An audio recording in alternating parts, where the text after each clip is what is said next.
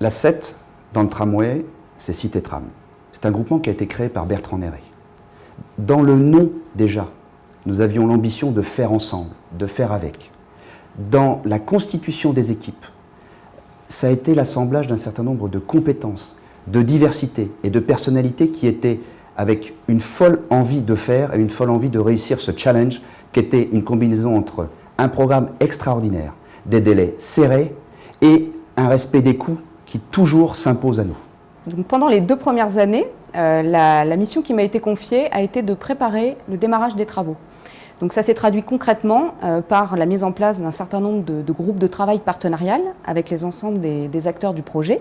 Donc à partir d'avril 2011, donc ma mission a évolué en même temps que l'avancement du projet. Donc j'ai eu en charge donc, de suivre l'ensemble des marchés d'aménagement urbain, d'infrastructures, de plateformes, de voies ferrées, sur la moitié de la ligne, donc soit environ 7 km. J'ai également suivi tous les marchés d'espaces verts, donc sur les 15 km de la ligne de tramway.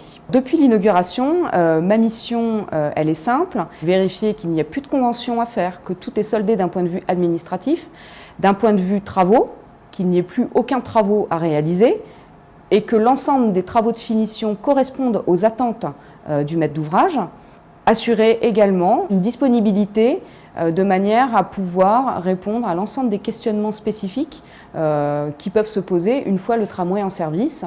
Je pense notamment aux espaces verts, puisque les espaces verts, c'est l'exemple typique du type de marché qui se poursuit après la mise en service d'un projet et dont il faut s'assurer que les entreprises œuvrent bien pendant toute cette année de garantie et d'entretien pour pouvoir remettre des espaces qui soient bien entretenus, propres, qui correspondent aux attentes de la collectivité.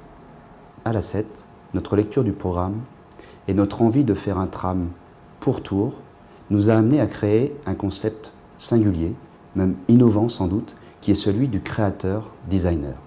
Il s'agissait pour nous de pouvoir faire fusionner un moyen de transport avec une ville et un territoire d'exception. Mettre en œuvre un cahier des charges qui nous a permis de pouvoir signer le premier marché qui a été celui d'un marché qui était un créateur d'identité. Pour travailler sur 4 objets qui étaient le matériel roulant, les équipements fixes, le design urbain et l'émergence, la rédaction d'un livre blanc.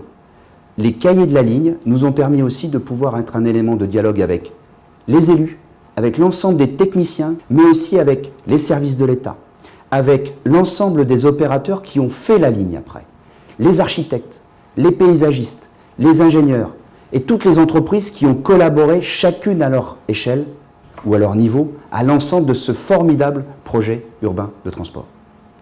Une autre mission, un autre temps fort de la 7 dans le projet de tramway, ça a été, et c'est encore d'ailleurs, les procédures. Elles ont été diverses, elles ont été variées, elles ont été pour certaines de très longue haleine. Des procédures dans le domaine de la déclaration d'utilité publique, avec les études d'impact, avec tout ce qui concerne le bilan entre le coût du projet et ses avantages. C'est aussi des études pour ce qui concerne l'environnement, avec la loi sur l'eau, l'insertion du nouveau pont sur le Cher. Et c'est également plus de 80 procédures liées à l'urbanisme et à l'aménagement. Une mission toute particulière de la 7, mais aussi très singulière, c'était l'accompagnement de la dimension artistique. Daniel Buren est entré très tôt dans le projet, avec des ambitions très larges, et au fil de l'eau, je crois que nous avons, avec une équipe, permis à Daniel Buren de pouvoir avoir là un terrain extraordinaire d'expression.